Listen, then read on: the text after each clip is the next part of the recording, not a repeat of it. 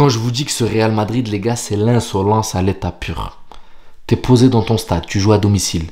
Tu sors tes 36 ligas devant tes supporters, devant ton adversaire. Normalement, ton adversaire, il doit toucher un petit peu dans son ego, tu vois. Il doit venir un peu te titiller, te faire un peu de mal. À l'image du Paris Saint-Germain hier qui s'est pris 3-1 par Toulouse, les gars. Mais le Real, c'est une dinguerie. Ça distribue des 4-0, des manitas, normal, sans forcer.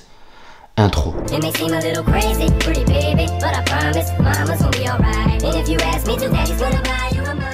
La famille, bonjour à tous, j'espère que vous allez bien, que vous avez passé une bonne journée.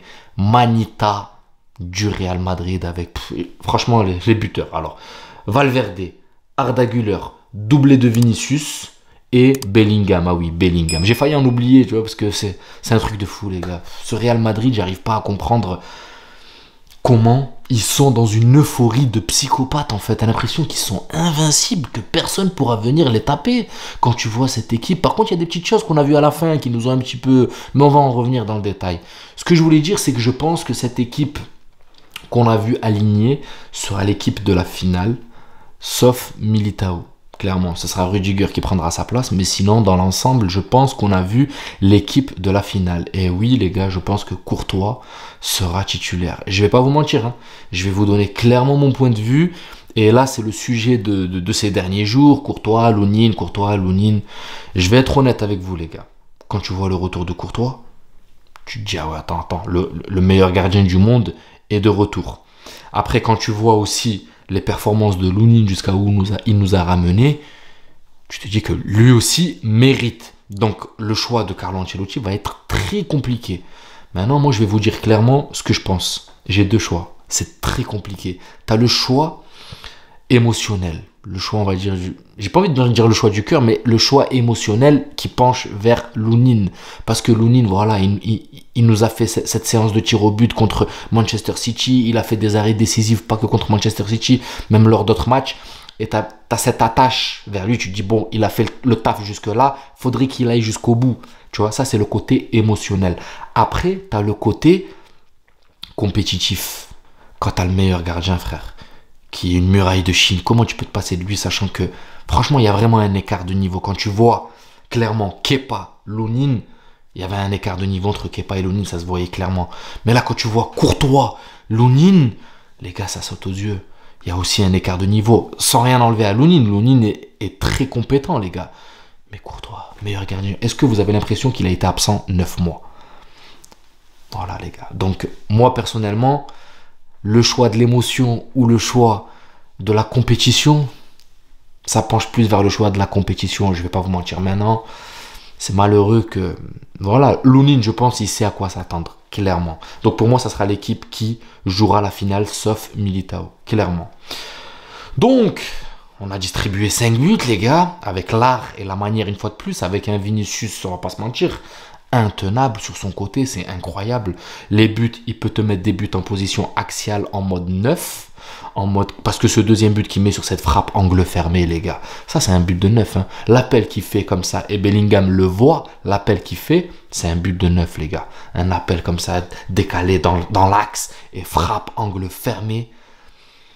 Il y a quelques années derrière, Vinicius était incapable de mettre ce genre de but. Et là, tu as un Vinicius qui peut te mettre des buts en partant de l'axe, qui peut te mettre des buts en partant de sa ligne. Incroyable. Vinicius, une fois de plus, masterclass. Moi, je vous dis, il est en train de télécharger le ballon d'or. Et il y en a qui vont dire, ouais, Bellingham, Vinicius, Bellingham, comme je l'ai vu dans mon ancienne vidéo. Il y en a qui... Moi, les gars, je reste sur mon choix. Vinicius, je vais pas vous mentir. Maintenant, il y a du taf encore, hein, parce qu'il y a d'autres joueurs, il y a d'autres concurrents, il y a la finale de Ligue des Champions, il y a la Copa. Même si l'euro va aussi beaucoup... tout va se décider dans l'avenir. Mais là, à l'heure actuelle, je suis désolé, les gars. Moi, c'est Vinicius à l'heure actuelle. Kamavinga, on va pas se mentir, il fait un match exceptionnel, les gars. Et j'ai lâché un petit tweet où j'ai dit que pour moi, clairement, les gars, Kamavinga, à l'heure actuelle, dans la hiérarchie, est au-dessus de Tchouaméni. Il y en a qui m'ont dit non, parce que Tchouaméni joue 6, Kamavinga joue 8, et c'est pas le même poste, et patati et patata. Moi, j'ai répondu clairement que pour moi, Kamavinga peut jouer le rôle de 6 de Tchouaméni, et on l'a déjà vu faire. Par contre, est-ce que Tchouaméni est capable de faire une action comme il a fait Kamavinga pour cette passe d'Avini?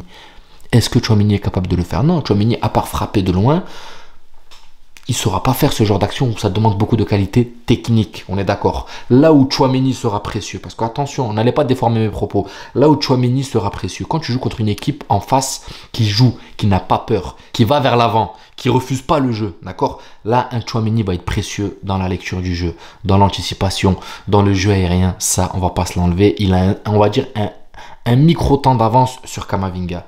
Par contre, quand tu joues contre des équipes qui refusent le jeu ou qui sont un petit peu, on va dire, en stress, en l'occurrence, beaucoup d'équipes à l'heure actuelle qui sont en stress contre le Real Madrid, ben Tchouaméni, là, son rôle va pas te servir à grand-chose, frérot. Il va pas te servir ce rôle de MDC, de l'ombre, à venir ratisser quand tu joues tellement haut, ça sert pas à grand-chose. Mais le problème, c'est que ça peut être même un inconvénient parce qu'il est long. Donc si tu perds la balle, tu te fais contrer le repli défensif, frérot. Je préfère 1000 fois un repli défensif de Kamavinga que Tchouaméni. Attention les gars, faut bien doser ce que je dis, hein. À l'heure actuelle, dans la hiérarchie, je préfère Kamavinga qui, pour moi, peut dépanner dans ce rôle de MDC de 6. Et quand tu veux contre-attaquer, aller de l'avant, il peut aussi laisser sa place à Kroos et ensuite lui prendre cette verticalité. Vous m'avez compris, chose que Tchouaméni ne peut pas faire. Tchouaméni, il est toujours en retrait et toujours concentré dans ses... voilà, et il fait beaucoup d'erreurs. On l'a vu qu'il y a eu beaucoup de pertes de balles de Tchouaméni au milieu de terrain. Kamavinga aussi en fait. Donc pour moi, je ne vais pas vous mentir, hein, le surplus qu'a Tchouaméni, quand tu joues contre des équipes qui refusent le jeu, c'est dans le jeu aérien. Clairement, mais sinon dans la verticalité, si de temps en temps il te claquait une frappe de loin qui, ouais, ça peut se transformer en bangers, mais c'est rare déjà et c'est pas tout le temps, c'est pas tout le temps. Donc honnêtement, je dis pas que Tchouaméni est plus important que Kamavinga ou Kamavinga est plus important que Tchouaméni, je dis juste que dans la hiérarchie à l'heure actuelle, parce que Kroos pour moi il est imbougeable, Valverde, il est imbougeable. Bellingham est imbougeable. Dans la hiérarchie des milieux, Kamavinga, pour moi, passe au-dessus de Tchouaméni parce qu'il a ce petit côté technique, ce côté aussi de ne pas avoir peur de la verticalité qui en fait un plus. Et ce côté, cet aspect défensif qu'il est capable d'assumer parce qu'on l'a bien vu. Au match retour contre Manchester City, la rigueur tactique où on lui a dit de rester au marquage sur un joueur, de ne pas se projeter. Il sait le faire, il l'a fait et ça nous a bien réussi. Donc, ça reste mon point de vue. Voilà, mon petit préférence parce que voilà, il y a eu débat sur ça sur Twitter. Donc voilà, je ramène un petit peu, j'éclaircis un peu mon point de vue.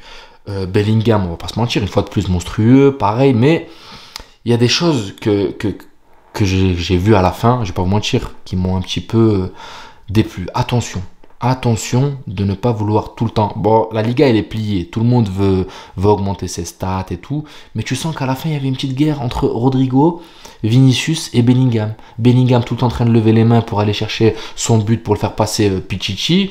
Vinicius qui ne lui donnait pas, qui cherchait tout le temps Rodrigo. Et tu sentais qu'il y avait un agacement de la part de Bellingham. Donc attention à ce côté altruiste, manque d'altruisme qui prend un peu le dessus. Non, faut laisser ça de côté, continuer à jouer comme vous voulez. Parce que si ça continue comme ça, attention, si ça se passe mal sur le prochain match, sur le match d'après, et qu'après on a le match de Champions League, voilà, bon, c'est des grands garçons. Je pense que c'est des gens qui savent, c'est des joueurs, pardon, qui savent ce qu'ils font, qui savent, voilà, ils ont des objectifs, certes, mais voilà, il y a des choses qu'il faut faire passer au second plan quand il y a des choses beaucoup plus importantes devant. Maintenant, bon, la Liga est pliée, je comprends qu'ils veulent améliorer leurs stats.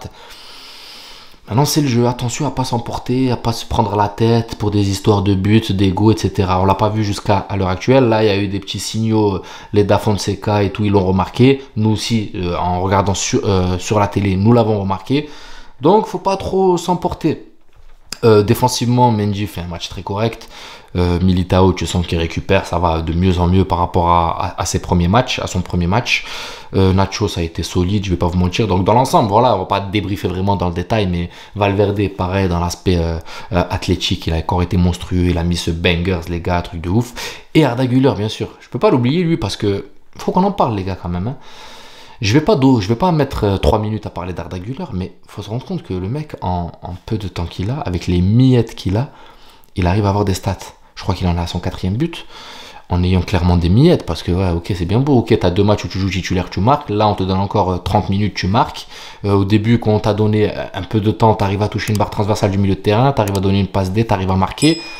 Donc ça, les gars, même Carlo, son sourire en dit long. On a bien vu qu'à la fin, les gars, même lui, t'avais l'impression de se dire, mais putain, même le petit jeune, là, il est en train de carburer quand même. Même lui, je le rentre, il marque. Donc attention à ne pas sous-estimer les gars d'Aguilar parce que ce petit a un potentiel. Hein. Et pour l'instant, il est restreint. Tu sens qu'il est bridé.